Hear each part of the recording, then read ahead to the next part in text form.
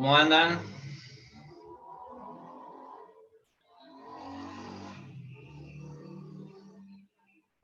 Estamos llegando. Hola, hola, Victoria.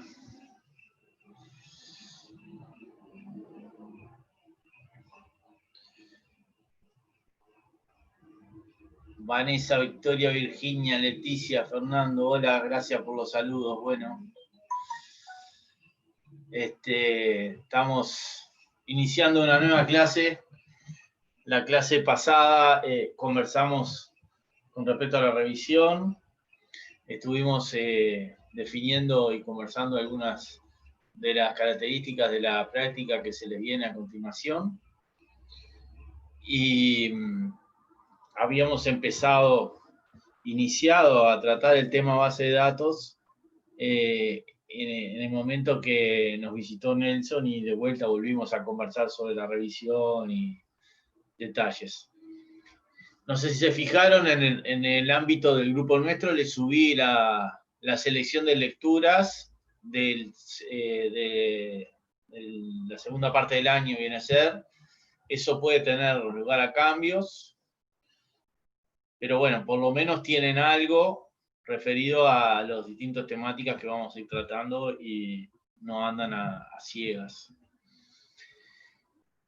Vamos a retomar en el asunto de base de datos y bueno, decirles lo que les decía en la clase previa, que esencialmente es importante tener conocimiento de base de datos por dos aspectos. En primer lugar, porque son el soporte de repositorio de donde guardamos los datos que son manejados por los sistemas y que a su vez son accedidos para obtener y generar los informes correspondientes. Entonces, en la medida que nosotros logremos tener esos repositorios suficientemente bien ordenados para poder acceder más rápido a los datos y a su vez con una estructura lógica comprensible, entendible, que también nos sirva de base para poder rápidamente acceder a los informes y generar los informes. Por eso es importante, desde el enfoque de los sistemas, tener claro de qué es y de qué viene y cómo se estructuran las bases de datos. El segundo aspecto importante por el cual les hacía referencia, que es sumamente relevante conocer el por qué funcionan, por qué las bases de datos, es porque en el mundo actual y en el que se viene va a haber un exceso de datos. Sin ir más lejos, el día de mañana va a ser presentado en el Banco Central una nueva forma de calcular el Producto Bruto del Uruguay sobre una nueva base que tiene un conjunto de componentes distintos a los históricos. Pensemos que la base anterior era previa al año 2000, y bueno, esta base nueva va a tener como referencia el año 2012, 2014, y va a traer como consecuencia una publicación trimestral mucho más abierta de datos sobre la composición del producto. Por lo tanto, esto ya les está diciendo a ustedes que van a disponer de más información para el análisis económico, si fuera el caso de ustedes. Es un ejemplo que les estoy dando con respecto a la posibilidad de acceder a datos y cada vez a mayor cantidad de datos. Entonces, ante la proliferación de datos, es necesario contar con herramientas que nos permitan a nosotros poder generar informes interesantes, poder generar síntesis de esos grandes volúmenes de datos. Y un buen principio es conocer los fundamentos de bases de datos. Bien, hasta ahí entonces los conceptos generales y globales. A partir de eso empezamos a conversar sobre qué era una base de datos, cómo estaba definida una base de datos. Hicimos un paseíto por Wikipedia y vimos que hacía referencia a un conjunto de datos almacenados dentro de un cierto contexto. Y después fuimos a la definición que manejamos en la cátedra, que es un conjunto de datos con un significado implícito.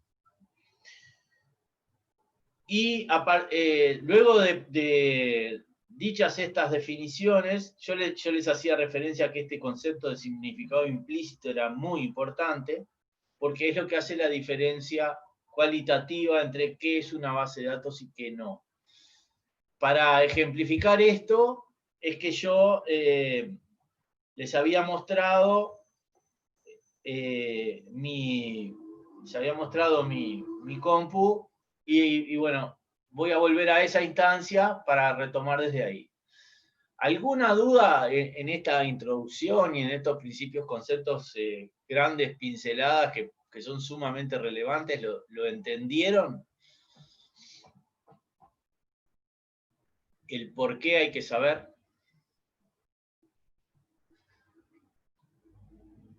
Bueno, sin respuesta.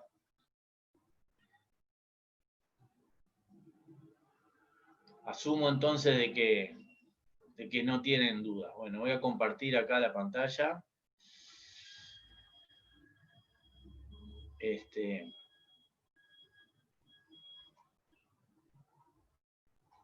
A ver el chat. Bárbaro, Vanessa, gracias por tu confirmación. Bien. Por ahí están viendo la pantalla entonces, mía. Voy a hacer de vuelta el mismo ejemplo que en la clase previa. Yo les decía que tengo acá una carpeta de documentos, que tiene documentos de todo tipo, un árbol de almacenamiento, que ese árbol de almacenamiento es un lugar donde se guardan cosas, y ese lugar donde se guardan cosas está dividido en carpetas. Cada una de esas carpetas tiene en sí un contenido específico, un contexto determinado. Entonces, el árbol general no es una base de datos. ¿Por qué? Porque no tiene un contexto dado, no tiene un contenido implícito. Ahora, cuando nosotros entramos en uno solo de ellos, entonces sí podemos decir que estamos ante una situación de lo que se constituiría una base de datos, un conjunto de datos con un contenido implícito que lo relacionan. Este era el primer ejemplo que les ponía para que vean una forma general, global. Me gustaría hacerles referencia a los aspectos de seguridad mínimo que ustedes tienen para llegar a esta instancia, ¿no? O sea, ustedes para llegar a este lugar donde yo estoy ahora, necesariamente tienen que haber ingresado a esta computadora y para ingresar tienen que tener las credenciales de usuarios habilitadas.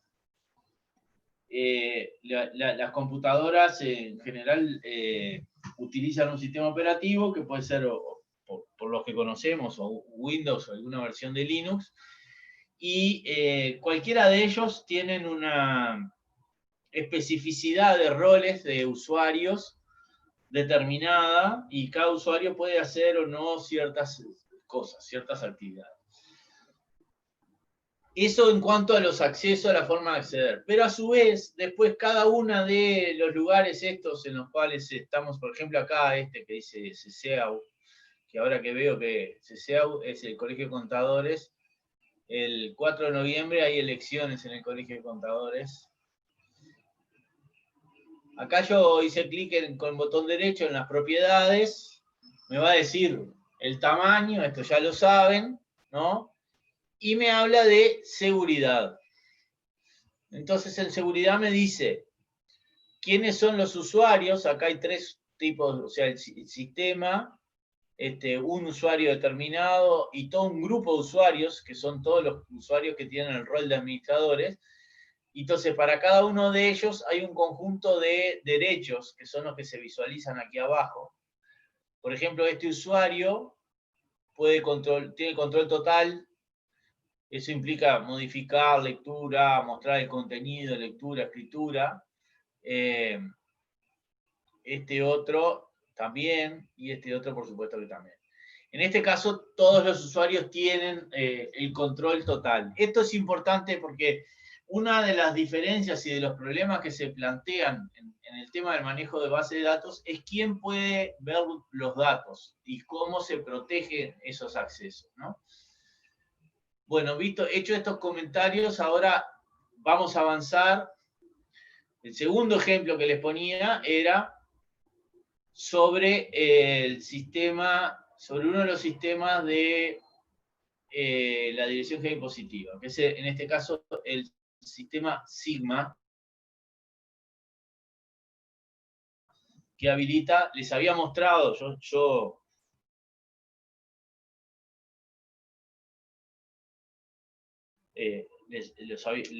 lo había ejecutado para que ustedes vieran en primera instancia cómo que era lo que se visualizaba. El sistema Sigma, estos archivos por debajo. Y acá, dentro de esos archivos, yo les decía que había dos tipos de archivos que eran interesantes. Uno que son estos que se llaman .dbf y otros que se llaman .cdx. Los .dbf son archivos que contienen datos específicos, ordenados. A ver si yo pudiera...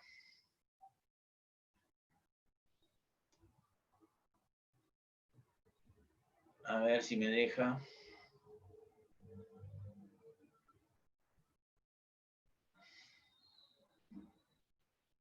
Bueno, fíjense que ahí traté de abrirlo con el bloc de notas y podemos sacar alguna conclusión de qué es lo que tiene, pero no mucho, porque evidentemente el bloc de notas no es un programa adecuado para la lectura de este tipo de archivos.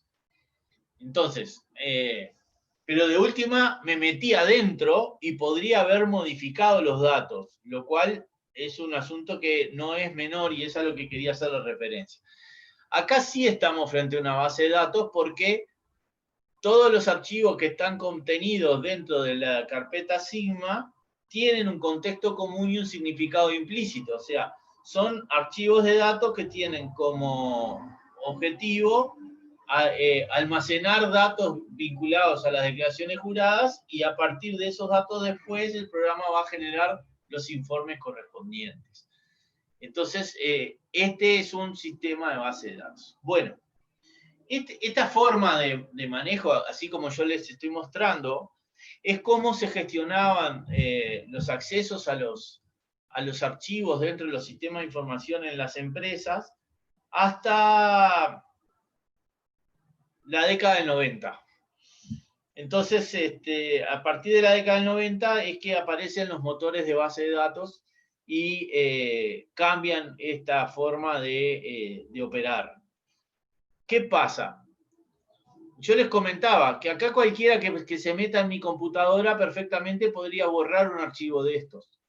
Entonces, si borra el archivo, un archivo determinado de estos, inmediatamente lo que va a ocurrir es que el programa no va a tener los datos necesarios para operar.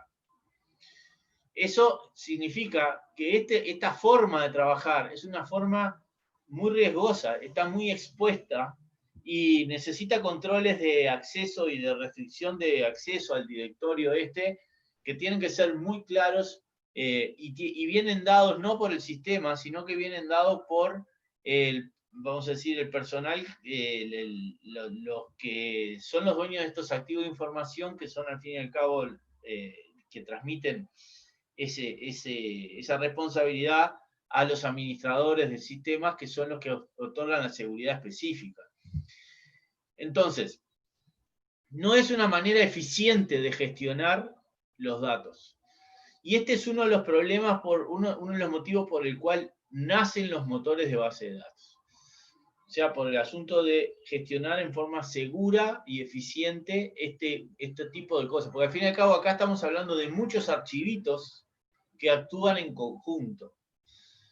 Y bueno, esto genera muchos problemas en todo sentido, incluso para los programas. Los programas es más fácil para el programa tener una conexión única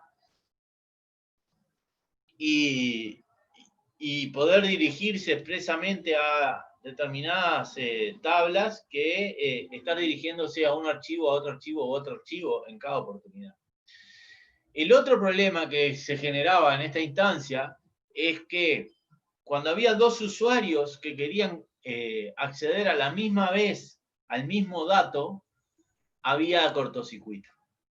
Entonces, era necesario establecer bloqueos de registros para que esos cortocircuitos no ocurrieran. Y estos bloqueos de registros, ¿quién lo hacía? Lo hacían los programadores, o sea, los que programaban el sistema que utilizaba los datos. Entonces le estábamos transfiriendo la responsabilidad al programador del control y la administración de los registros que están en las distintas tablas. Este también es un problema operativo importante que justamente los motores de base de datos resuelven. ¿tá? Entonces, de esta manera les estoy mostrando cómo es que las bases de datos en la definición amplia es un conjunto de datos con un significado implícito, puede ser un conjunto de archivos. Entonces, una base de datos puede ser un conjunto de archivos como está planteado acá. Esta forma de operar en la literatura que nosotros le damos, por ahí está expresada como forma tradicional, lo cual yo no comparto mucho esa definición desde el punto de vista de cómo llamarlo, porque esto es una base de datos y puede llegar a tener también su nivel de operatividad razonable. Entonces, quiero mostrarles que esta es la situación entonces, cómo se daba y cómo se gestionaban los sistemas hasta ese momento, o sea, hasta la segunda mitad hasta la década del 90, segunda mitad de la década del 90, que ahí aparecen los motores de base de datos. Bien, yo ahora les voy a mostrar como ejemplo, yo tengo instalado acá en mi máquina,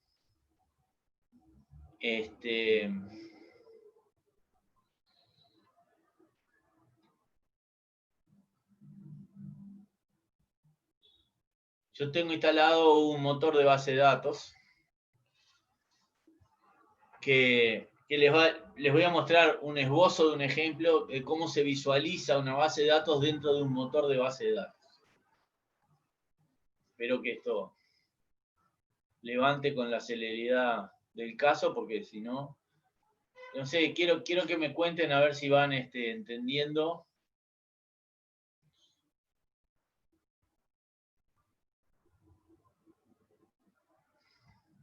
Bueno, esto no está levantando, así que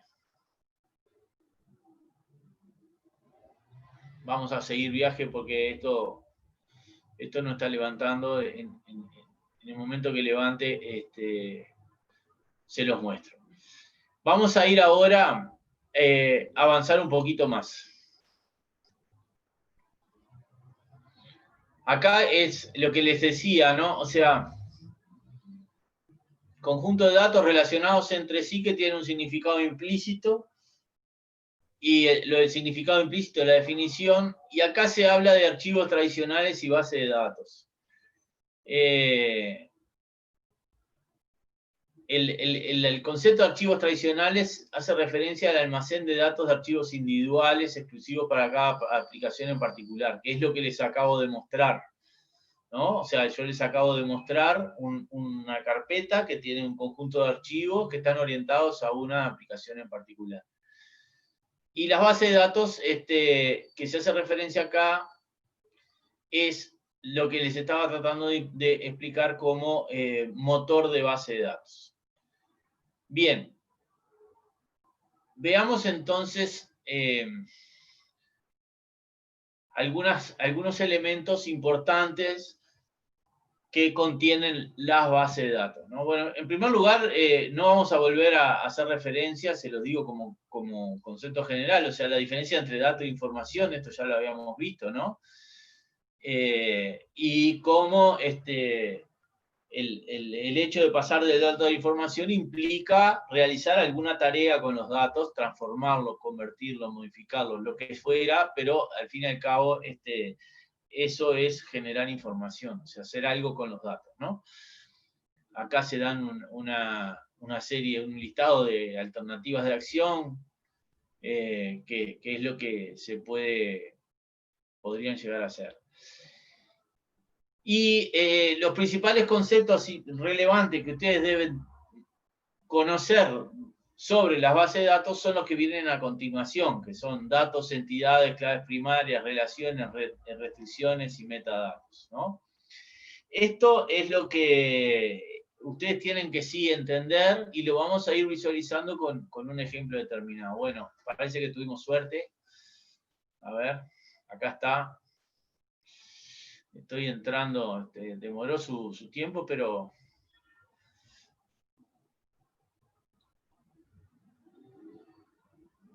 A ver.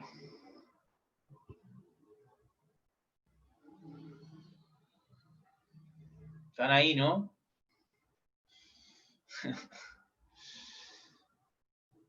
Bueno, bien, perfecto.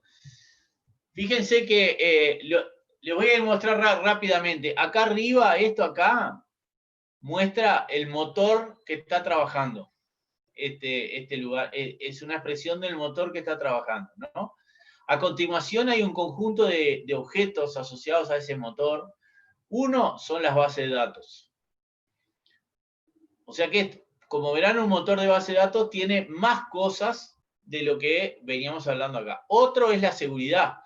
Si veo acá la seguridad, habla de las credenciales, auditoría del servidor, los roles que tiene el servidor y quiénes pueden o no, acá estoy haciendo estos son los distintos usuarios que pueden conectarse a las bases de datos, que es parte de lo que yo le decía que era relevante controlar de quiénes acceden a los datos, ¿no?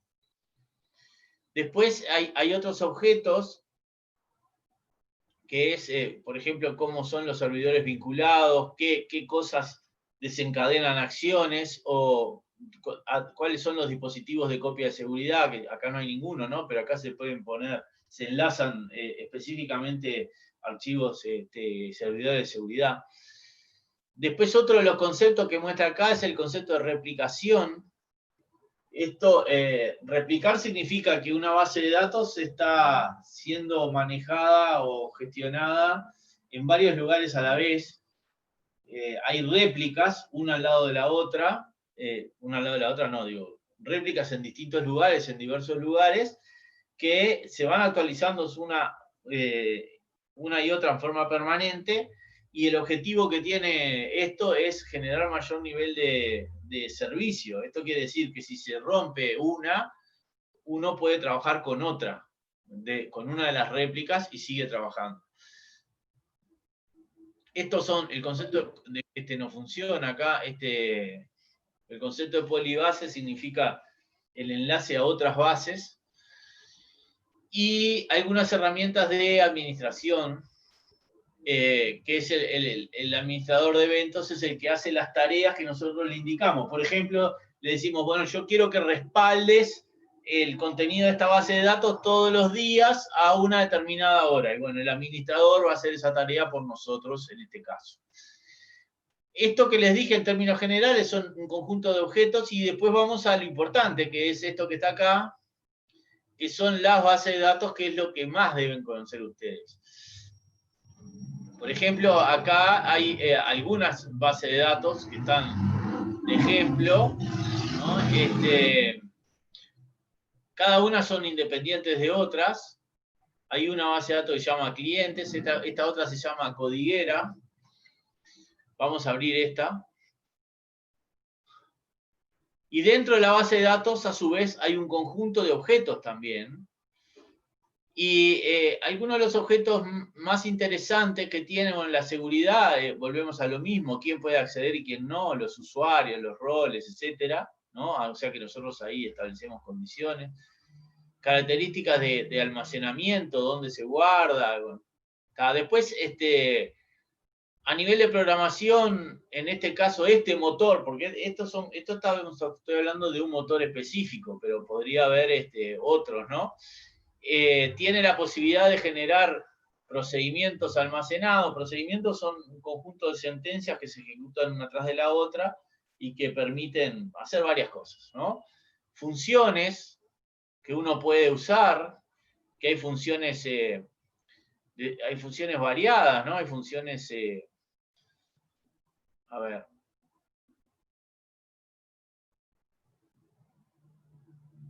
En este caso no hay ninguna definida, pero hay funciones que permiten generar y hacer informes específicos sobre los datos, ¿no? Y después hay dos tipos de objetos muy interesantes que son, estos sí están en todas las bases de datos, que son las tablas y las vistas. En sí las tablas son, eso lo vamos a ver ahora en términos teóricos. Estos son un conjunto de tablas, ¿no? Entonces, vieron que era codiguera, decía. Cada una de las tablas tiene, por ejemplo, acá se llama esta tipo de contribuyente. Yo con el botón derecho, en este caso en el motor, no sé si me deja, debería, pero bueno. Está reaccionando muy lento esto.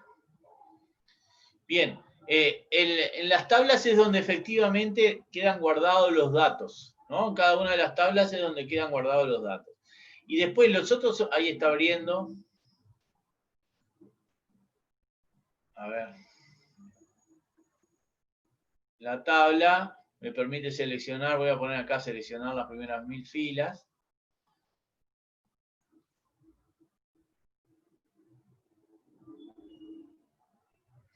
Estamos con la memoria full, ¿eh?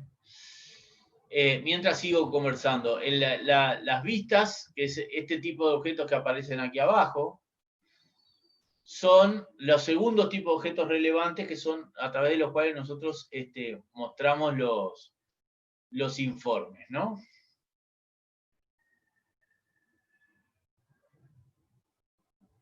Fíjense acá, aquí abajo, ustedes están viendo entonces lo que tiene la tabla, que tiene un conjunto de registros con códigos determinados a partir de determinada fecha de vigencia, con una descripción determinada, otro código específico y una fecha de baja del código Estas son características que nosotros justamente debemos construir. Y es lo que vamos a ver a continuación. Pero el objetivo hasta acá era que ustedes vieran cómo es que los datos están guardados dentro de un motor de base de datos. O sea, yo les hice el paseíto de que les abrí el motor de base de datos, dentro del motor de base de datos les abrí una base de datos, porque vieron que esta codiguera es una de varias, les abrí una base de datos, y dentro de la base de datos abrí una tabla en particular para que vean los datos que están en la tabla. Yo la forma en que abrí esta tabla la abrí solo en carácter de visualización, pero yo la tabla esta la podría haber abierto en forma de edición y eso me permitiría modificar los datos, ¿no? Cosa que está prohibido. O sea, esto ustedes como contadores, si se enteran por algún motivo de que alguien se mete en los datos a hacer esto, tienen que patalear. ¿Por qué? porque significa que alguien está metiéndose a modificar los datos más allá de las reglas que se establecen en los sistemas y programas que nosotros elaboramos por fuera para guardar los datos, ¿no? Esto tiene que ser solamente un lugar de almacenamiento.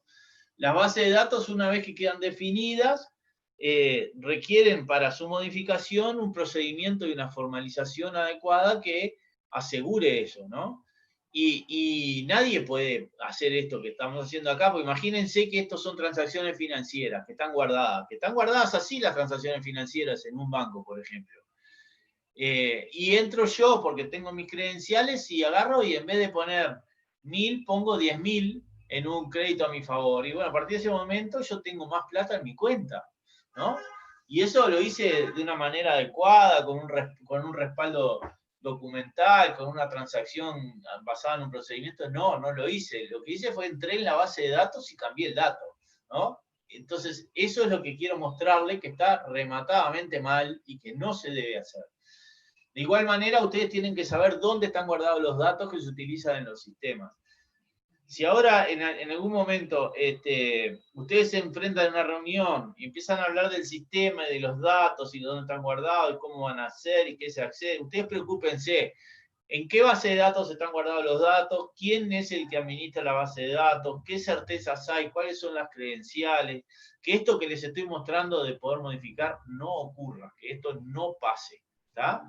Esto es sumamente relevante. Bien, entonces les presenté en sociedad lo que es un motor de base de datos. Ahora ya lo cierro, porque me está ocupando, la verdad, que un espacio de memoria importante. Vamos a cerrar todo. Y continuaremos. Les decía entonces que vamos a ver ahora desde el punto de vista conceptual cuáles son los principales elementos que están siendo considerados en una base de datos. Bueno, los datos ya vimos, ya sabemos, ya vimos en otros momentos qué son los datos. No voy a ahondar en esto. Sí decirles que los motores de base de datos nos permiten a nosotros establecer qué tipo de datos se va a guardar en una determinada columna. Entonces, por ejemplo, yo elijo un determinado campo, para ser más técnico ahora en mi expresión, columna, campo es lo mismo para ustedes. Yo elijo un determinado campo y en ese campo voy a decir, en este campo solamente se pueden guardar números enteros. Después elijo otro y en este otro campo, en este campo solamente se pueden guardar números alfanuméricos de hasta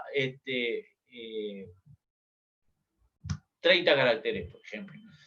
¿Ah? Entonces, esto es algo que nosotros podemos especificar en el motor de base de datos y a partir de ese momento, el motor de base de datos es el que se encarga de controlar que cada vez que se vaya a guardar un dato ahí, tenga las características que nosotros indicamos. Entonces, ¿por qué es importante que ustedes sepan esto? Porque cuando llegue el momento de definir qué datos van a guardar, ustedes tienen que decir, yo voy a guardar este dato y este dato quiero que solo contenga datos, por ejemplo, de carácter real, o sea, decimales, que ustedes tienen una parte entera, una parte decimal, esos son los datos reales. Entonces, ustedes pueden especificar, solo este tipo de datos pueden ser guardados en este campo. ¿Y por qué les digo a ustedes? Porque cuando llegue el momento de decir, bueno, ¿qué campos vamos a incluir en la tabla de facturas? Bueno, el programador y el analista de sistema no van a saber decir qué campos corresponde incluir en la tabla de facturas. Le van a preguntar a los que saben de eso, y los que saben de eso somos nosotros, al fin y al cabo. Entonces ahí es donde nos llaman. Bueno, ¿qué incluye en la tabla de factura? Este dato, entonces eso es lo que, por eso es que ustedes tienen que conocer esto que estamos hablando, ¿no? O sea que hasta ahora vimos dos conceptos. El concepto de tipos de datos que se puede, el concepto de campo, que es un lugar donde se guardan específicamente los datos, y el concepto de tipo de datos, que es justamente de qué tipo va a ser, o sea, si va a ser numérico, alfanumérico, etc. Eso en cuanto a los datos, ¿no? Las entidades. ¿Qué son las entidades? Las entidades representan aquellos elementos de los cuales a nosotros nos interesa guardar algo en forma ordenada. Vamos a sacar la palabra ordenada. Que nos interesa guardar algo especialmente. ¿Tá? Entonces, eso es lo que nosotros vamos a llamar entidades. En el motor de base de datos que les mostré recién, una entidad es una tabla.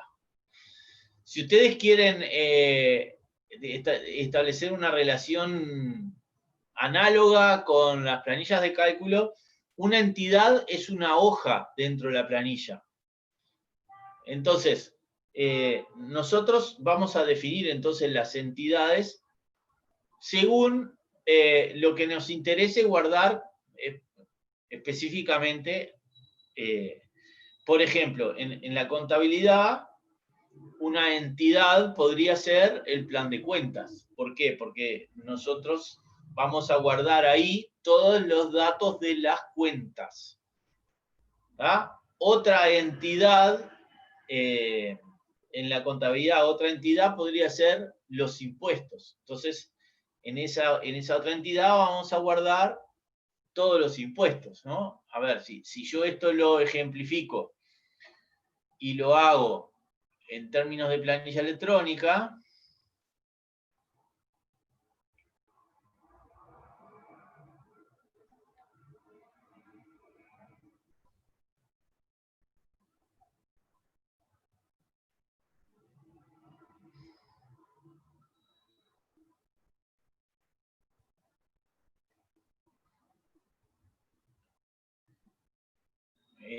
bien. Lo hago en términos de planilla electrónica, fíjense que acá abajo dice hoja 1. Yo quiero crear, les dije la entidad, plan de cuentas. No, ahí no.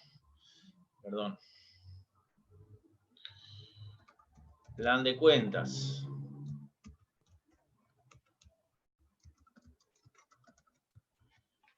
Y después quiero crear la entidad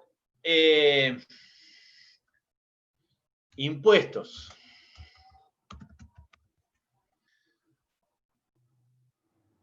En plan de cuentas, yo lo que voy a guardar son datos vinculados a todo lo que tenga que ver con plan de cuentas.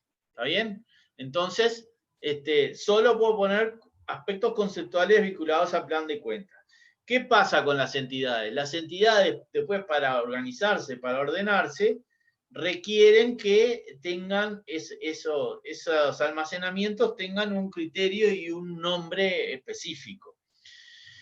Y es ahí donde aparecen los campos, que en el caso de las planillas electrónicas, los campos, el análogo, son las columnas, ¿no? Entonces, en el plan de cuentas yo voy a tener acá, vamos a llamar un código interno.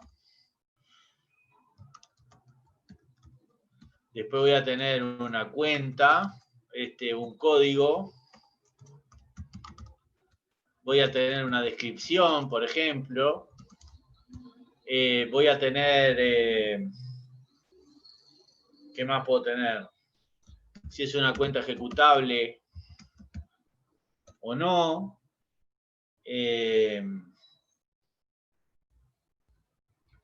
Después puede haber otras especificidades también vinculadas al plan de cuenta, que por ejemplo, donde se muestra, o sea, mostrar en, ¿no? Y acá voy a poner algunos datos como para que ustedes entiendan. Acá en el código interno, esto va a ser un autonumérico que se va, a medida que se vaya generando números, se van a ir poniendo automáticamente. Esto lo tienen los motores de base de datos, lo hacen solo. Y esto es muy importante porque a través de esos punteros es que nosotros establecemos las relaciones de unas entidades con otras, y nos permite hacer algunos cambios y algunos dibujos interesantes. Después lo que tenemos sí son los códigos. Por ejemplo, antes de poner los códigos vamos a poner algunos ejemplos, ¿no? Caja, lo clásico, ¿no? Caja, deudores, vamos a poner acreedores comerciales.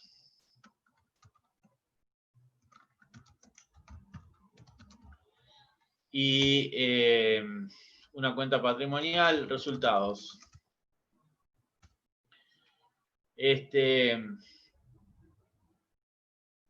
Y acá puedo poner una cuenta, por ejemplo, que sea, que se llame disponibilidades.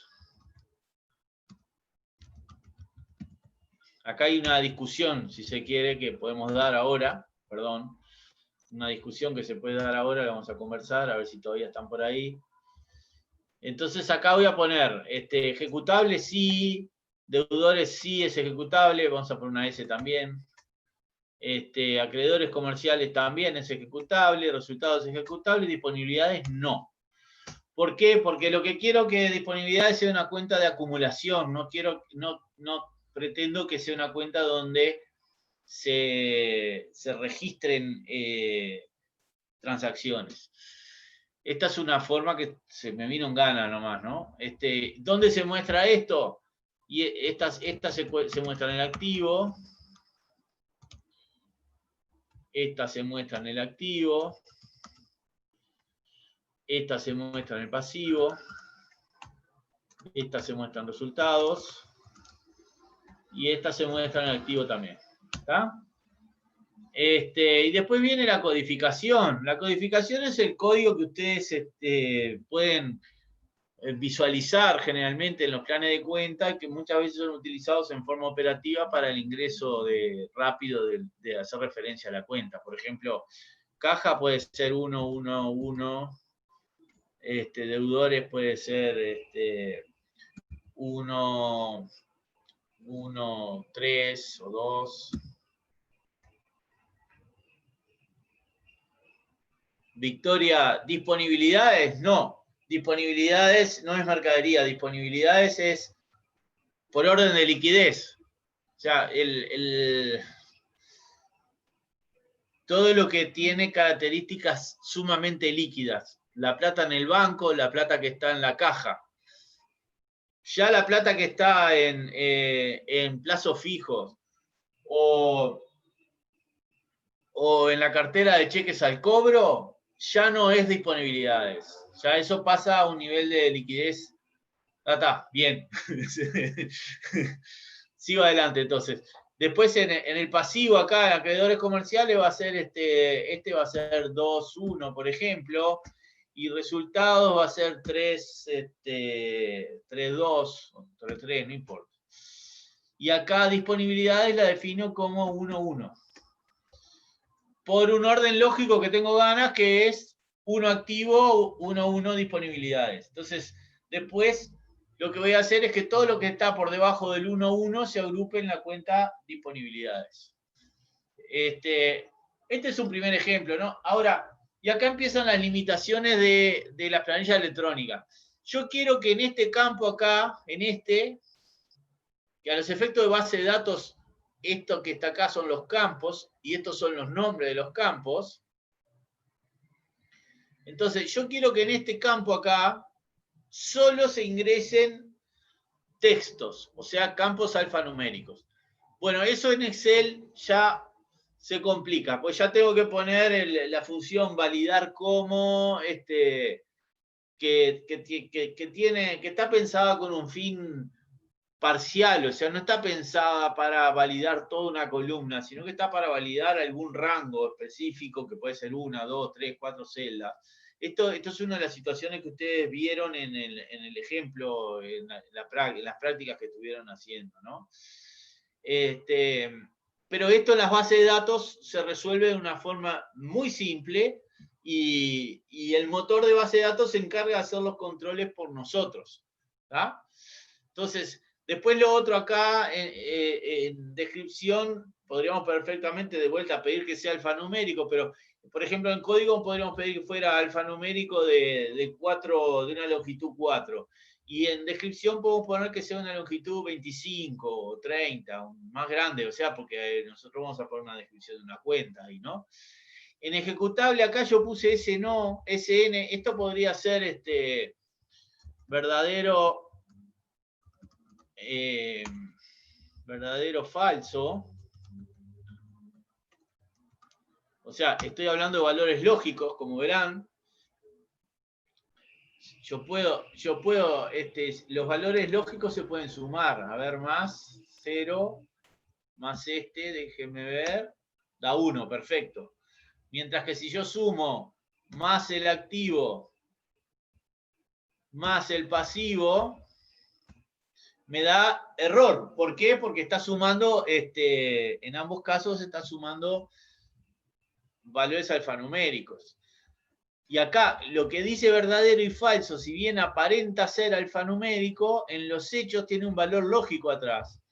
Por eso me permite, al sumarlo, porque los valores lógicos son ceros o unos. Entonces yo puedo sumar y me va a dar algo que es una suma de ceros y unos, ¿no?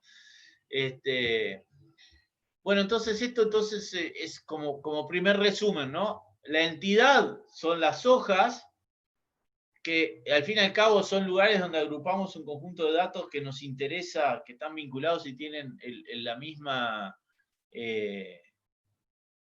importancia para nosotros que manejarlos en forma separada de un bolso. Los impuestos podríamos hacer lo mismo, ¿no? Ya que estamos, hacemos lo mismo. Vamos a poner un id interno acá. Una descripción.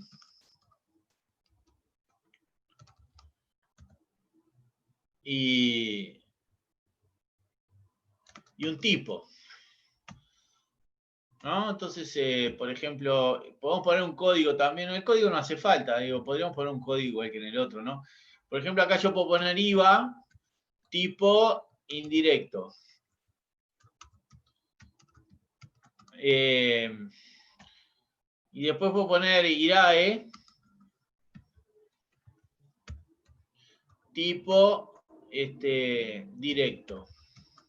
Ustedes no sé si lo estudiaron ya, pero ya lo van a estudiar. Si no, van a saber lo que son impuestos directos e impuestos indirectos. Y después podemos tener, por ejemplo, la contribución, ¿no? Esto es una tasa en nuestra estructura legal, ¿no? El concepto de tasa como porcentaje no es lo que yo estoy poniendo ahí, ¿no? Porque ahí estoy poniendo el tipo de impuestos. Entonces, como verán, estoy armando de vuelta una entidad, está acá abajo, que se llama impuestos, que tiene datos que son todos relevantes y asociados a impuestos. Perdón.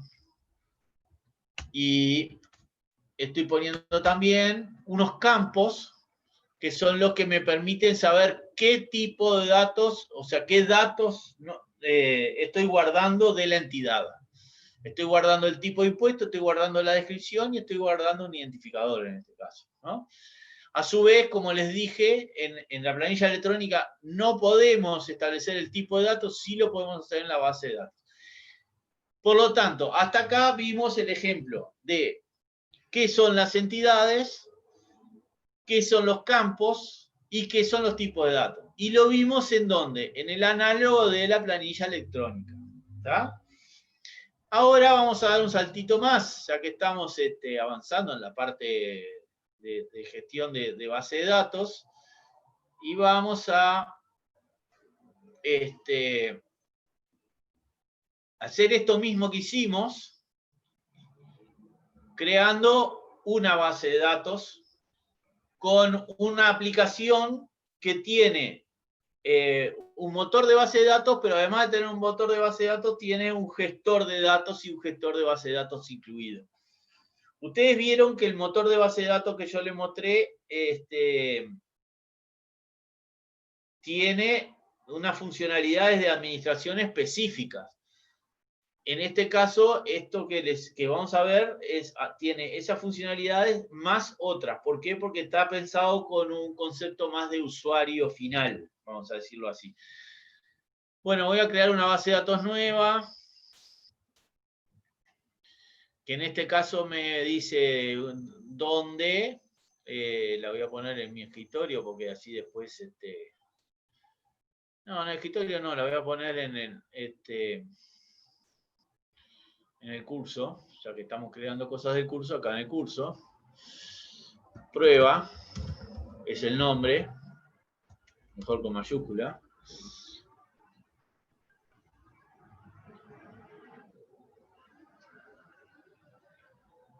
Bien.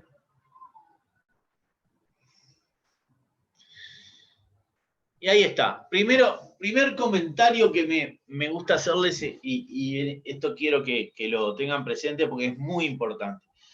Cuando nosotros estuvimos trabajando con la planilla electrónica, fíjense que la planilla electrónica está acá. Vuelvo a ella. La planilla electrónica hasta ahora, hasta este momento, tiene un nombre que se llama libro 1. O sea que no tiene un nombre específico. Mientras que para operar en base de datos, lo primero que me pidió es un nombre del archivo. ¿No? Entonces, lo primero y lo más importante es decirme el nombre que va a tener esto. Lo segundo, yo estoy guardando datos acá. Si yo cierro en este momento, esos datos los pierdo. Definitivamente los pierdo. Bueno, en la base de datos, cada vez que yo haga un cambio, queda guardado y no se pierde más. Automáticamente queda guardado en el archivo. O sea, está pensado con una fortaleza de gestión de datos mucho más relevante, ¿no?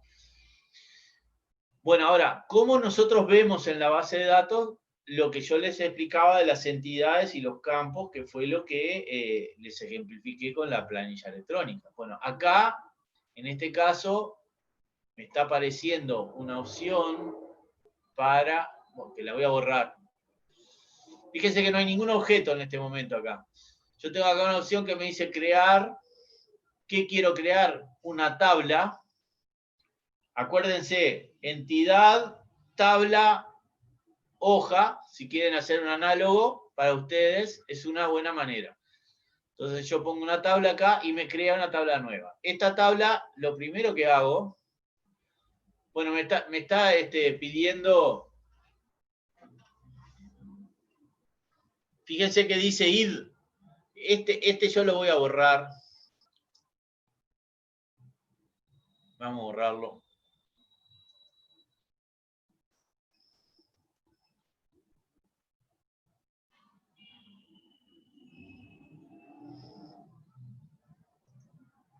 Ahora me debería permitir borrarlo. Acá, eliminar campo. Así me queda. Bueno, pero yo quiero borrarla, déjame borrarla. Bueno, voy por acá. El campo 1, dijimos, hay una manera de visualizar, a ver.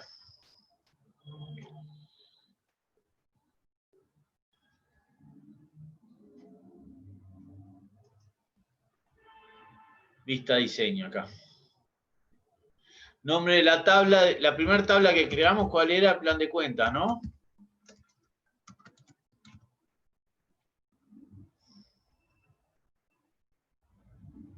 Bueno. Por ahí vamos teniendo entonces los campos. El primer campo que yo les decía que quería crear era, ¿cómo era que se llamaba en el plan de cuentas? A ver, en la planilla de Excel.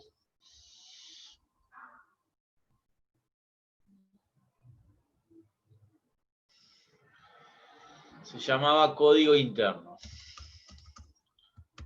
Código interno.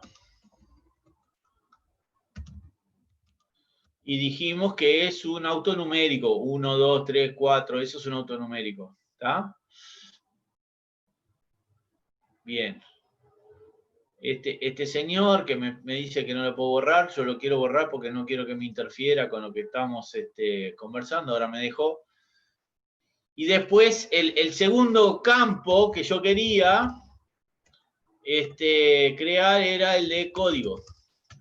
Y acá fíjense que lo primero que hace la base de datos es, bueno, perfecto, vos querés un código, ¿qué tipo de datos le vas a poner ahí adentro? ¿Se acuerdan de que yo les dije que las planillas electrónicas, eso se complicaba? Bueno, acá lo primero que pregunta es el tipo de datos que nosotros le vamos a poner, ¿no? Acá me está sugiriendo un tipo, que es el tipo texto corto, y que tiene un tamaño de 255. Yo el tipo texto corto se lo voy a aceptar, fíjense que otros tipos de datos hay, es texto largo, número grande, fecha y hora, moneda, autonumeración, si no, objeto, OLE, hipervínculo, datos adjuntos, campo calculado, bueno. Yo le dejo ese texto corto y quiero que no tenga 255 caracteres, el tamaño, sino que quiero que tenga 9. Esto quiere decir que el código, el mayor, va a ser de 9 dígitos máximo, ¿no? Y podría, a los efectos de documentación, esto es interesante si ustedes después tienen que hacer mantenimiento, escribir acá alguna cosa que me haga referencia a el código esto sirve para esto, sirve para armar el plan de cuentas, por ejemplo. No sé, cualquier cosa. ¿Tá? Entonces, pero es una manera de documentar, ¿no? Y dijimos que necesitábamos un campo más, un par de campos más, ¿no? Estamos acá, tabulador. Ahí me está creando otro campo nuevo. Ese otro campo nuevo es la descripción. Y el texto, le dejo los 255, no, le vamos a poner un máximo 100. Ya con 100 caracteres es bastante. Acá hay otras cosas, ¿no? Que tiene otros controles que lo vamos a ir estudiando después con más detalle. ¿Y qué más teníamos? Otro campo más que es el ejecutable.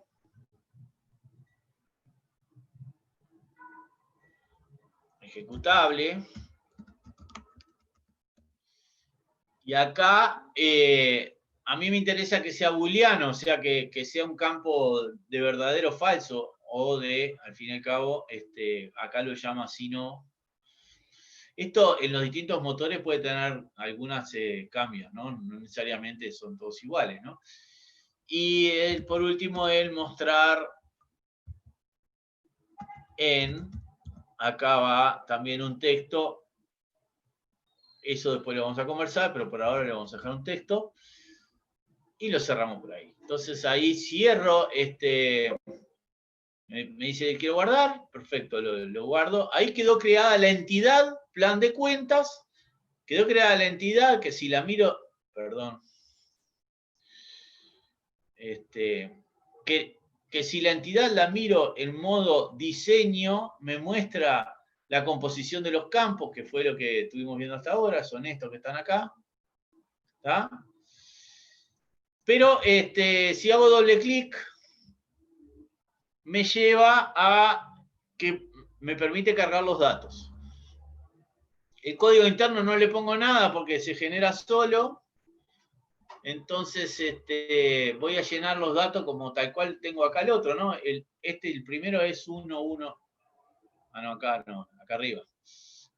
1, 1, 1. La descripción es caja. Me pregunta si es ejecutable, le marco que sí. Y mostrar en activo, ¿no?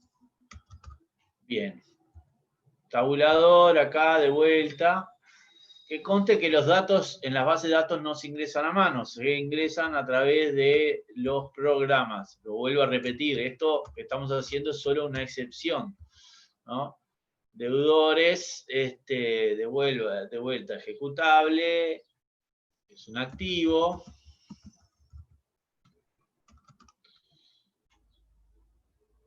Vamos acá al tercero. 2.1, acreedores comerciales.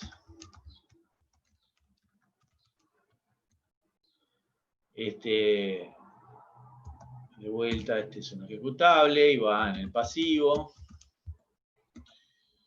Y después tengo 3.2, que es resultados.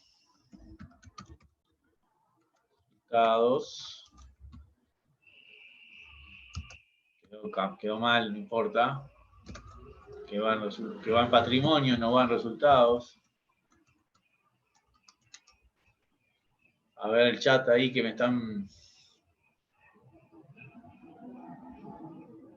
Va a quedar, Santiago, sí, yo después la subo. Cuando tengo oportunidad la subo y la vas a poder repasar tranquilamente. Y además, como ustedes saben, los ejemplos que yo voy generando acá, después se los subo también al espacio para que los tengan ustedes. ¿Está?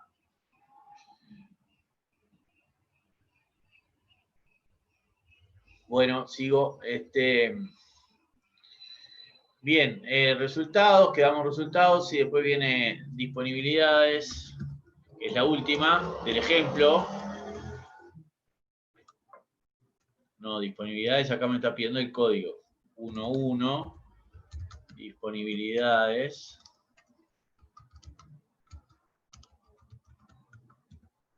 Ejecutable no, y eso va en el activo.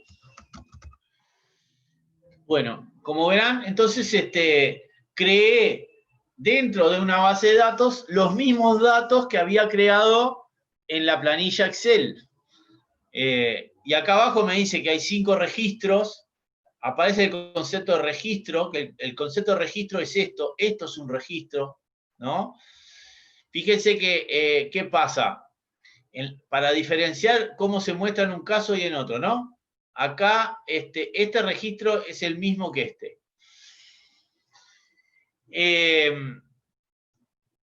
Aparentemente se visualiza igual, pero no es lo mismo, porque en la base de datos, todo lo que son las columnas F, G, H, I, J, K, no están, directamente no están. Los campos que no tienen información no se consideran. O sea que solamente nosotros ponemos los datos que nos interesan en los campos que nos interesan. ¿Está bien? Por eso hay una diferencia importante. O sea, ahí, ese es uno de los aspectos. Lo otro, nosotros en la planilla de cálculo acá podríamos hacer otras cosas, podríamos poner otros valores, otro conjunto de cosas, ¿no? Eso el motor de base de datos no nos lo permite, directamente está restringido a lo que establecimos ahí. No hay otra variedad, otra posibilidad. ¿tá? Son diferencias importantes que ya vamos visualizando que para el momento que nosotros vamos a trabajar con sistemas estructurados que requieren otro grado de controles, como verán, las bases de datos nos ayudan, porque nos ayudan en toda la parte estructural y de controles en forma interna, en una forma mucho más efectiva que las planillas electrónicas, ¿no? Bueno, vamos a terminar nuestros deberes y decimos, cerramos esto acá. Y vamos a agregar otra entidad que me lo presenta de una manera distinta. Yo quiero que me lo presente en modo diseño, no en modo tabla.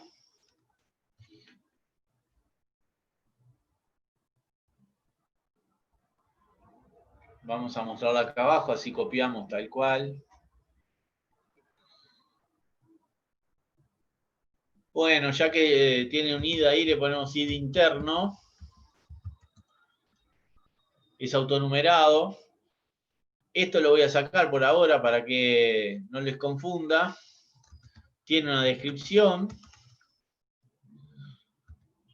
Fíjense que en esta etapa yo no cargo datos, ¿no? Y esto es muy importante que lo entiendan. Hay un momento en el uso de base de datos en el cual uno piensa qué es lo que va a guardar, o sea, crea un contenedor y dentro de ese contenedor un conjunto de cajoncitos, pero no pone nada de lo que va dentro de los cajones. Entonces, hay un momento de crear la unidad contenedora y hay otro momento de guardar cosas adentro. Este es un tema que ustedes deben tener bien claro que es distinto a las planillas de cálculo, porque las planillas de cálculo ustedes ya, los contenedores ya les vienen creados. Acá hay dos momentos, uno, el de crear el contenedor y el otro es de guardar cosas dentro del contenedor. Entonces, en este momento, yo estoy creando contenedores. Los contenedores son las bases de datos, dentro de las bases de datos, las tablas o las entidades, y dentro de las tablas o entidades tengo que especificar los campos, o sea que serían los cajoncitos que están adentro de ese placar. Hay distintos placares, cada placar tiene un conjunto de cajones, y bueno, en los cajones después, donde dice medias van las medias, donde dice camisas van las camisas, pero no van los pantalones, por decirlo así. Entonces, eso es lo que establece el funcionamiento de la base de datos. Bueno, la descripción la hacemos igual que la anterior, ya que le ponemos 100 de tamaño del campo, ¿no? ¿Qué más era? El tipo. El tipo impuesto.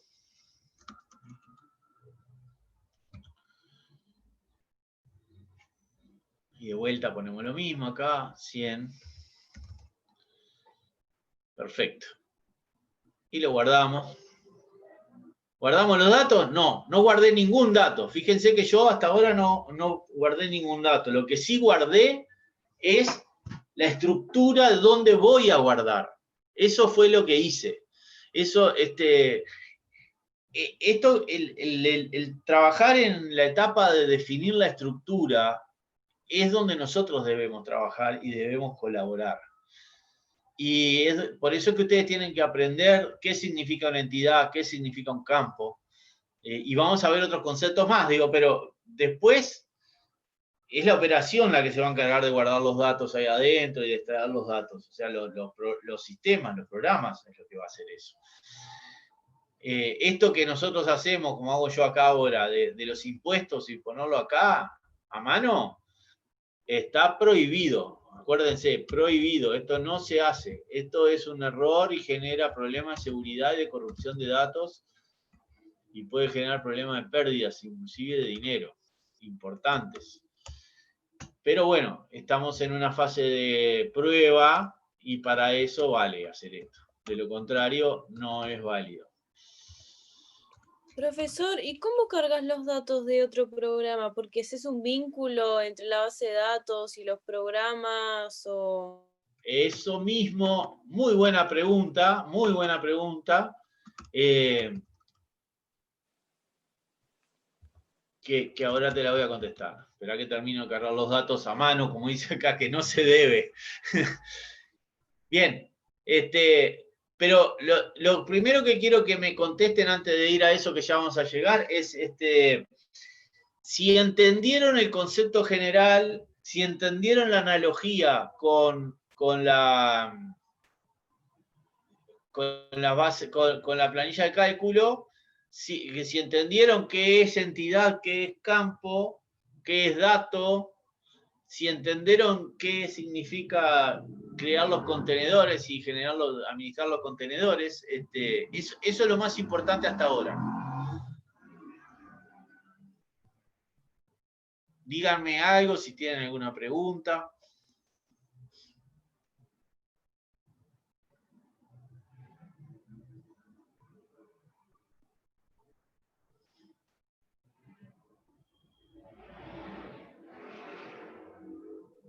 Los administradores de los contenedores son los usuarios que vos dejás que entren al programa. No. ¿Le das la habilitación para que trabajen en la base de datos? Los administradores de los contenedores, o sea, en este caso para ser bien precisos en la terminología, de los componentes de las bases de datos, o sea, los contenedores son los componentes de la base de datos, justamente. O sea, las tablas y los campos. Quien hace esta tarea son en general hay una tarea, hay un cargo específico que son los diseñadores de base de datos. que ellos se han especializado en la elaboración de bases de datos para tener ciertos niveles de optimización funcional y bueno, terminan haciendo la construcción. Ellos pueden construirlo de la manera que lo estamos construyendo nosotros, así, por ejemplo, con una herramienta como esta, y después hacer una transferencia al motor de base de datos de la construcción entera validada. Ahora yo les voy a mostrar un ejemplo de cómo se visualiza esto en términos gráficos para que tengan una visión un poco más global. Pero entonces, a estas personas lo que se les da es, en todo caso, un permiso transitorio para que puedan crear las bases de datos. Y ellos, una vez que las crearon, ajustaron, modificaron en cuanto a su estructura de los componentes, ya cumplieron su rol y se corren un costado. A partir de ese momento ellos no tienen que hacer más nada, ¿no? Porque ahí sería entrar a toquetear datos y nosotros no deberíamos darle el permiso para que lo hiciera. O sea, sí tenemos que pedirle a algún técnico que nos cree las bases de datos de acuerdo a las entidades y los campos que nosotros esperamos que deben ser contemplados. Pero esos técnicos no necesariamente tienen que tener credenciales de operación directa sobre los motores de base de datos. Pueden hacerlo en herramientas externas como esta y después se lo pasan a los administradores de base de datos, que son los que realmente los terminan subiendo a los motores.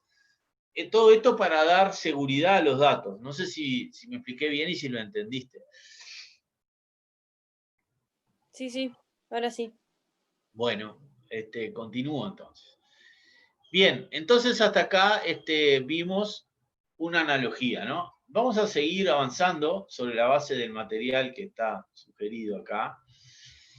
Vimos lo que son las entidades. Acá se plantean algunos ejemplos. Después lo que se plantea como concepto es el concepto de clave primaria, clave foránea. Bien, esta parte está muy, muy interesante, ¿no? Entonces, ¿qué es clave primaria y qué es clave foránea? En primer lugar, vamos a abrir el modo hoja, ¿sí?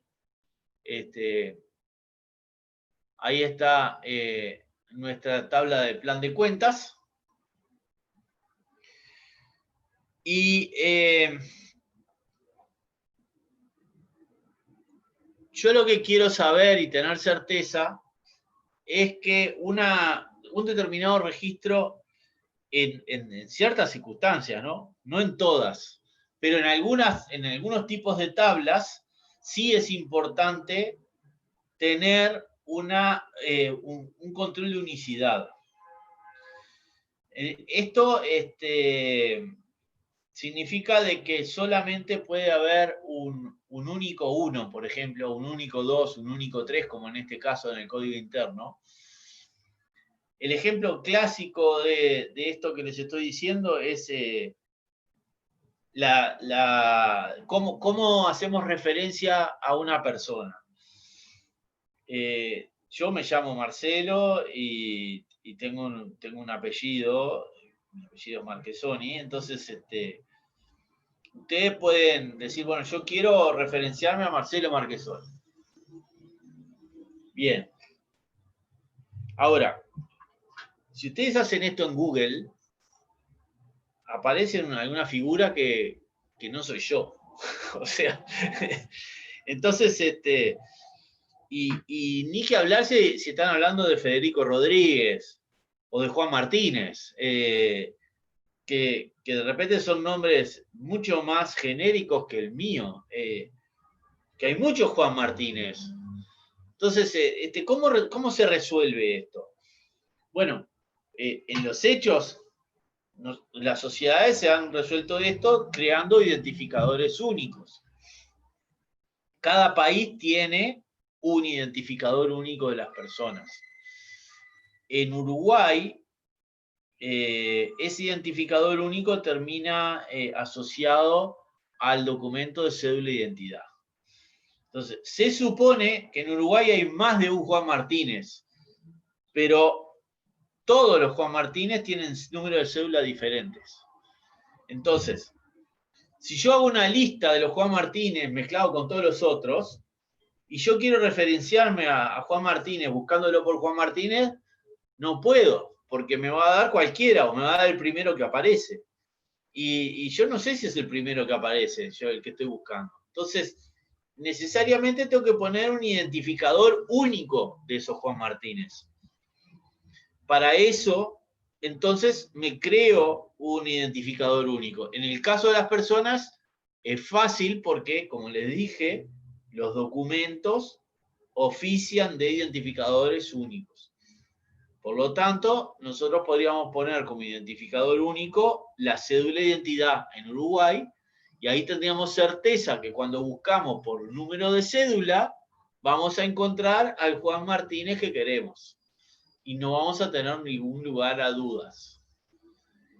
En este caso, que estamos hablando del plan de cuentas, como no tengo posibilidad de crear un identificador único a través de una combinación de los campos, por ejemplo, se me ocurrió crear uno que es el código interno que está ahí. ¿Por qué? Porque tuve ganas. Entonces lo creé porque tuve ganas.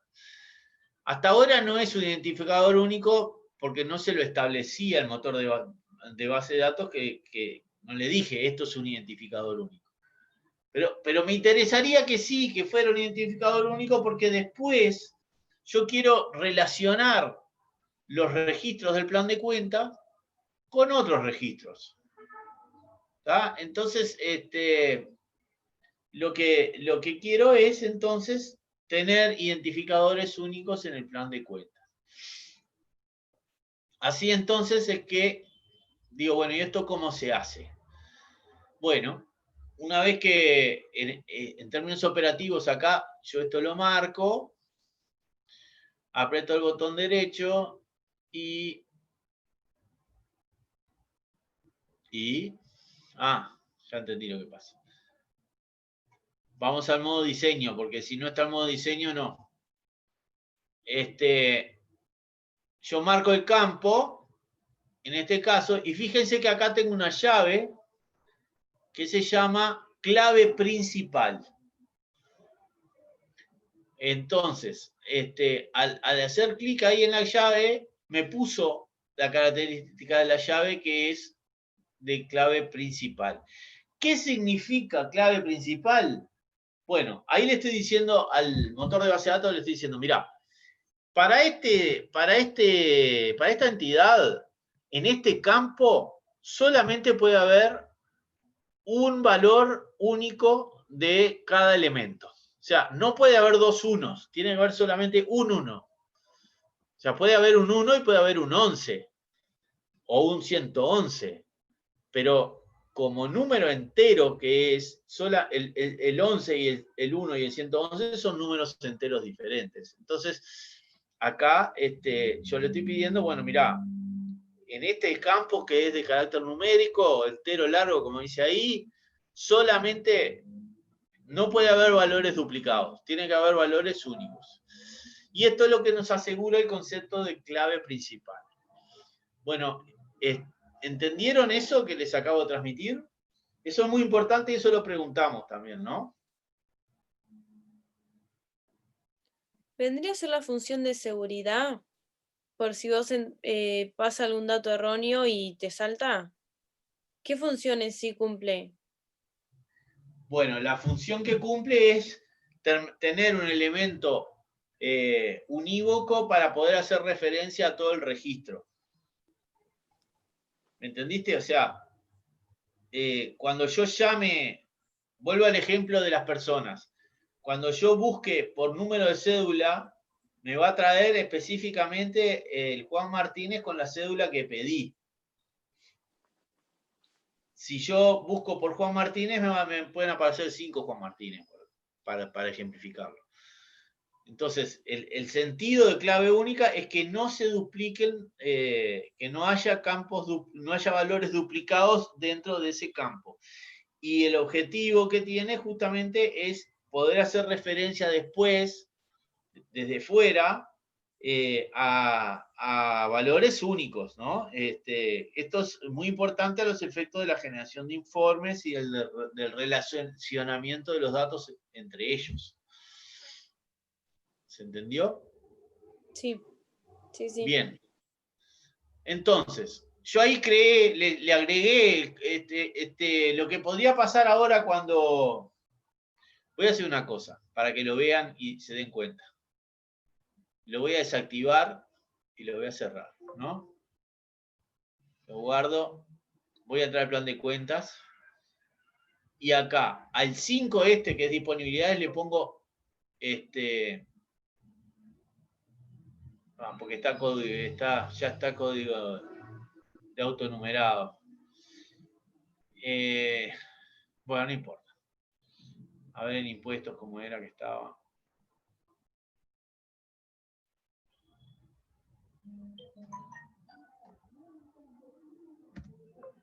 Tampoco me deja porque está autonumerado. Bueno, yo ya lo puse en una condición tal que ya lo va controlando.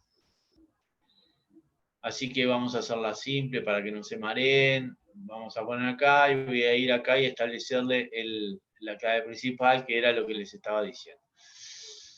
No, decirles que si yo no le hubiera puesto la condición de autonumerado y lo hubiera tratado, por ejemplo, como un campo numérico común, entonces sí podría haber hecho esto de ponerle la clave principal y cuando lo fuera a guardar, lo primero que hace el motor de base de datos es revisar todos los datos que están en ese campo y si hay alguno duplicado me dice, no te puedo crear la clave principal porque hay campos duplicados, hay valores duplicados. Entonces me dice, revisá, cambiá los valores, ajustá los valores hasta que no haya ninguno duplicado y entonces sí te permito crear la clave principal.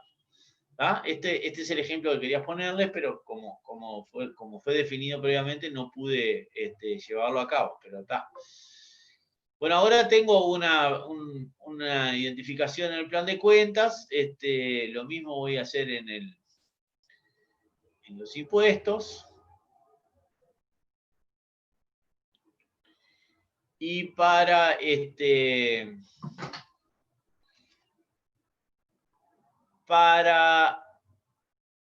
ejemplificar lo que viene a continuación, voy a crear una tabla nueva que se llama, en modo diseño, quiero verla, vigencias, impuestos vigentes.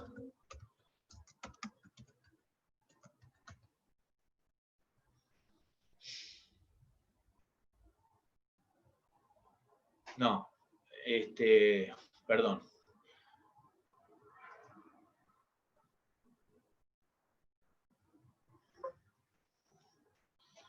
Voy a crear una tabla nueva que se llama tasas de impuestos.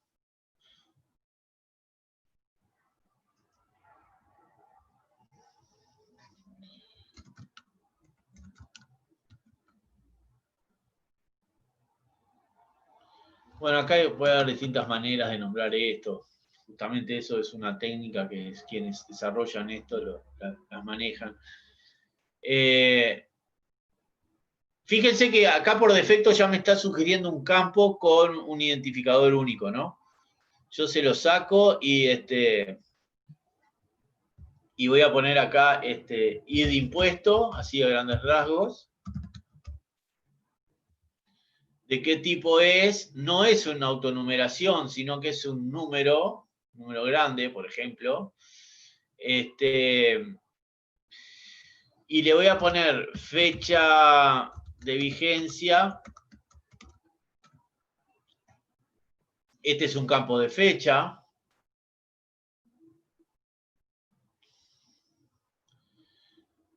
Y fecha fin, otro campo de fecha. Y voy a poner otro más acá que se llame tasa. Que la tasa le voy a pedir que sea un campo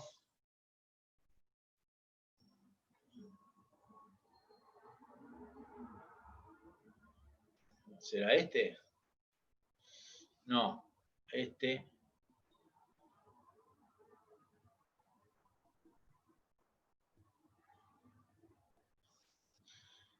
Este, y en vez de entero largo le voy a pedir que se llame doble o decimal, no importa. Vamos a ponerle decimal para que ustedes lo entiendan mejor. Precisión, hasta 2. No, perdón, 2 es la cantidad de decimales. Y esta es la cantidad de dígitos que se pueden, tanto a la derecha como a la izquierda, poner 6. Y bueno, está. Todo esto para guardar la tasa, ¿no? Entonces, bien.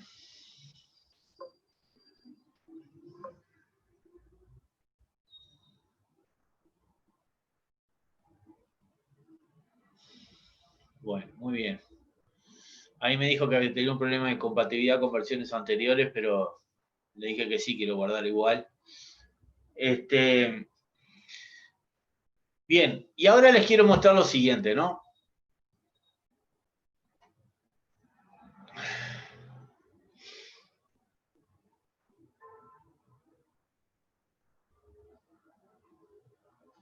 A ver.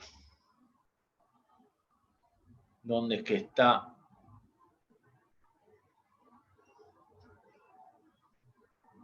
Acá. Acá hay una función que dice relaciones. Yo hago clic acá y voy a poner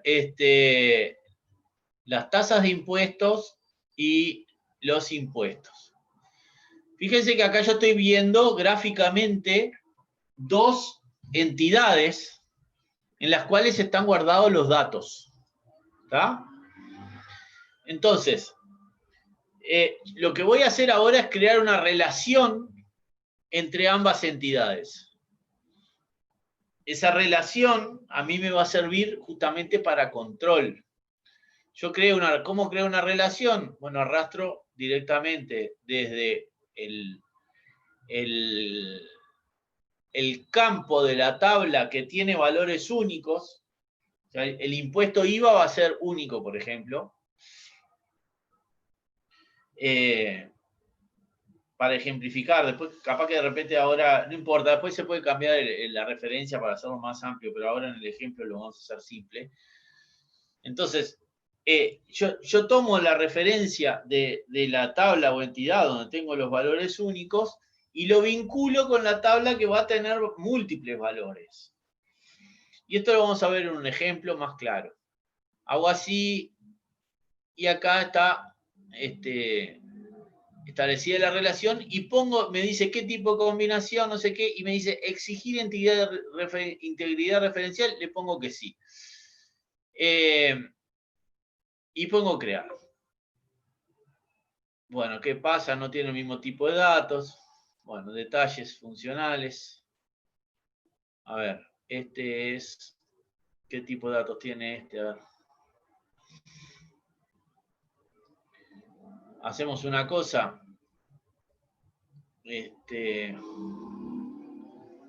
Acá voy de vuelta al diseño. A las tasas. La tasa, el de impuesto. Dijimos que era el número corto. A ver si ahora lo arrastra. O sea, lo que me dijo es, tiene que tener el mismo tipo de datos para poder relacionarlo. Si no, no puedo. Ahí lo creo. Fíjense que hay una relación de 1 a muchos. Acá hay uno solo y acá puede estar repetido muchas veces. En una tabla está una vez sola y en esta está muchas veces. La integridad referencial lo que hace ahí, tiene una clave primaria que es la de la derecha, donde está el uno solo, que fue la que creamos como con la llavecita, la clave primaria, y a la izquierda tiene una clave foránea, que es el otro concepto que ustedes van a ver en el material. ¿Qué es la clave foránea? Es cuando la clave está en otra tabla. En este caso, la clave está en impuestos. Por eso esta se llama clave foránea, porque la toma de este otro, ¿no? Esa es la relación. Lo relevante acá es que esto permite una relación de uno a muchos. Y lo más importante, y para lo cual quiero que ustedes sepan, es para qué sirve establecer esto. Esto tiene dos objetivos. El primero, justamente, para asegurar el control. Entonces, esto quiere decir que yo no pueda ingresar en tasas de impuestos valores que previamente no hayan sido cargados en impuestos. O sea que primero tiene que existir un impuesto para yo poder crear una tasa. Si no hay un impuesto, yo no puedo poner una tasa para él. ¿Está? Eso en primer lugar. Y en segundo lugar, nos facilita mucho la generación de informes. Eso es la otra utilidad que tienen la integridad referencial. Tengan presente que esto también lo hemos preguntado, o sea, ¿qué son las claves foráneas y qué es la integridad referencial y para qué sirve? Que es lo que les acabo de decir. ¿Tá? Mejor que contarles es verlo, ¿no? Entonces, veámoslo en la acción. Voy a guardar la relación, vamos a acordarnos de algo acá. Fíjense que nosotros tenemos el IVA, el IRAE y la contribución, ¿no? 1, 2 y 3. Entonces, acá en la tasa de impuestos yo quiero cargar datos, ¿no? ¿Qué quiero cargar? Por ejemplo, quiero cargar la tasa del IVA, ¿no? El IVA era el 1, esto me acordé, ese control lo puede hacer el programa, al momento de captarlo, lo puede hacer el programa. ¿Desde qué fecha de vigencia? Y acá puedo elegir una fecha, yo qué sé. Vamos a suponer que el IVA arrancó en enero del 99, este IVA que estamos definiendo acá, arrancó en enero del 99 y terminó en diciembre del 99 justamente. O sea que este IVA en particular, que yo tengo acá, tuvo una tasa del 17%.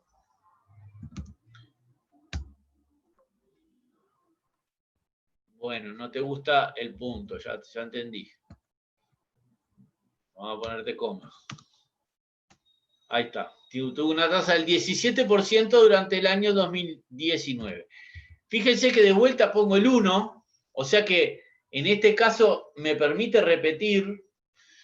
Y voy a poner desde el 1 de enero del 20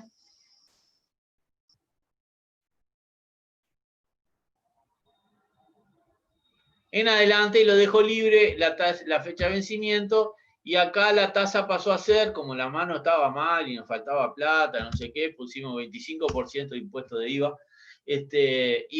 Y después lo otro, ustedes vieron que nosotros tenemos 3 impuestos ahí creados, que fue el IRAE, el IVA y una contribución. Pero yo quiero cargar la tasa del patrimonio. Entonces, la tasa del patrimonio, el código que le voy a poner a patrimonio es 5. Entonces pongo acá 5. ¿Y de qué fecha de vigencia le voy a poner? De vuelta desde el 1 de enero del 20.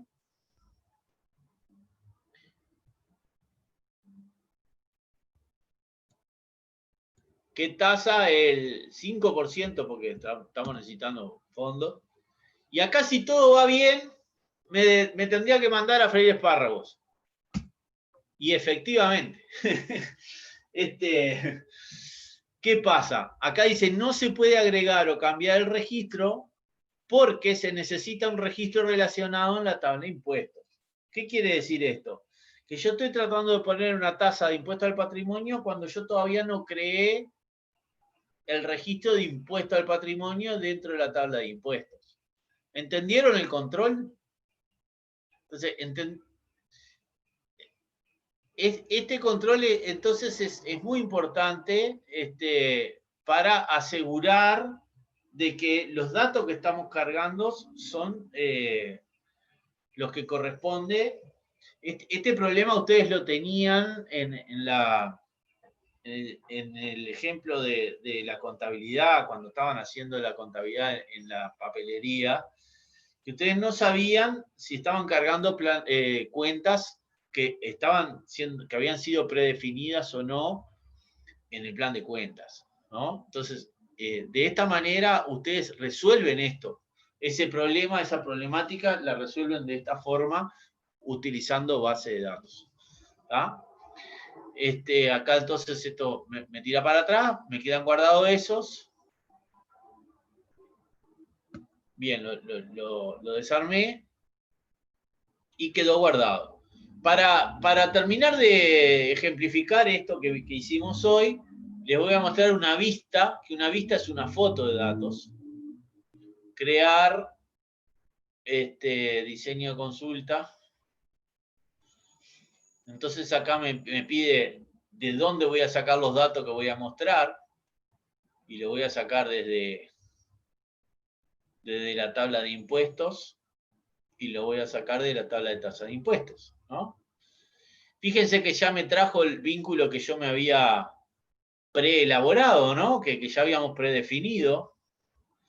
Entonces, acá están los datos. Yo acá abajo voy a poner lo que quiero mostrar, ¿no? Bueno, yo lo que quiero mostrar es,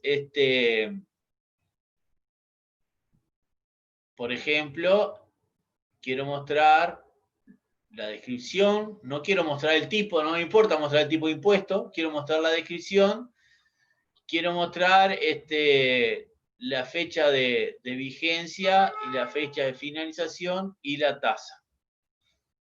¿Qué tiene distinto esto con mostrar solo la tabla de tasa de impuestos? Que si yo mostrara solo la tabla de tasas de impuestos, yo no puedo mostrar la descripción. Entonces, en este caso estoy utilizando una vista que es una foto de datos combinados. Y de esta manera sí puedo mostrar una visualización un poco más digerible para el usuario final. Esta vista la voy a llamar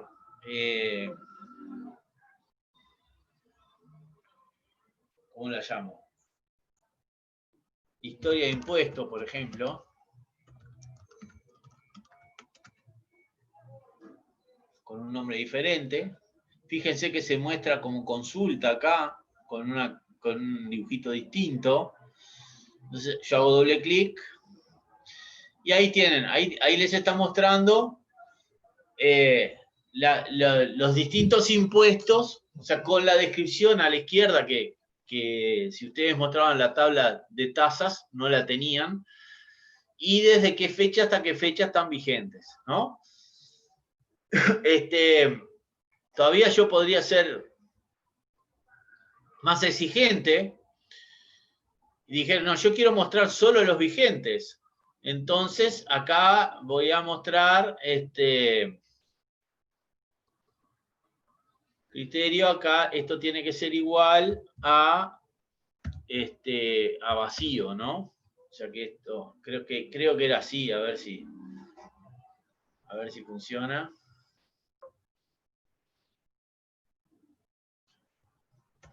Igual a 0.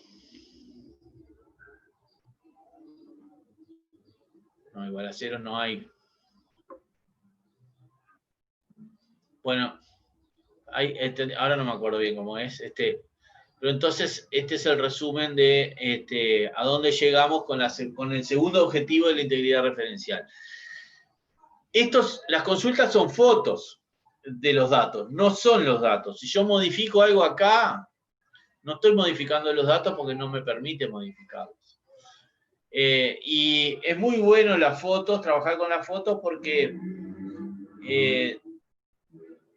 genera mayor productividad sobre la base de datos y no genera tanta carga sobre ella. Por lo tanto, es una herramienta muy potente para los sistemas también, ¿no? Bien. Entonces, resumiendo todo lo que vimos hoy acá,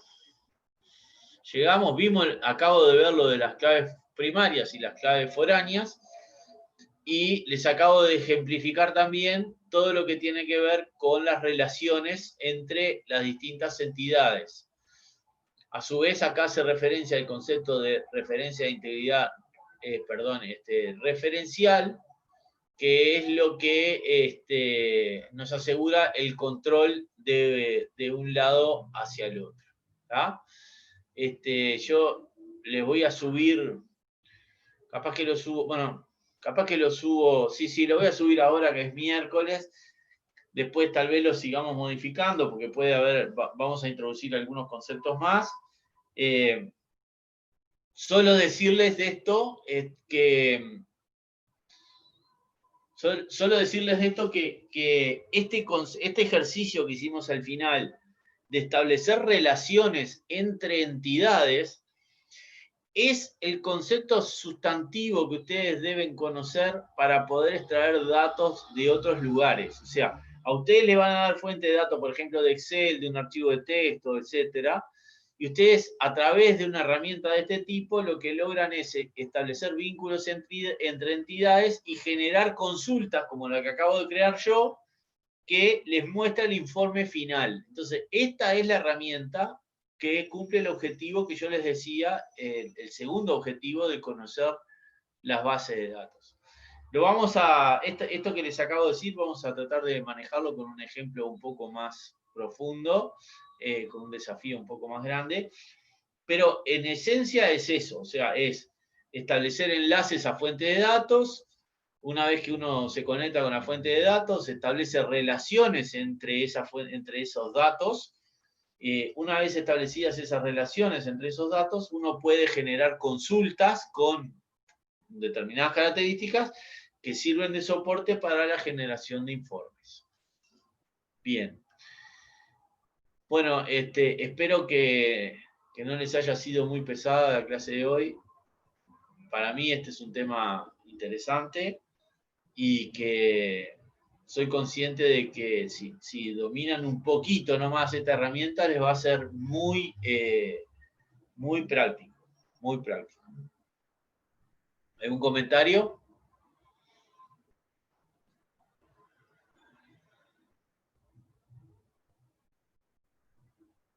No tenemos comentarios. Bueno. Bueno, entonces nos vemos el lunes.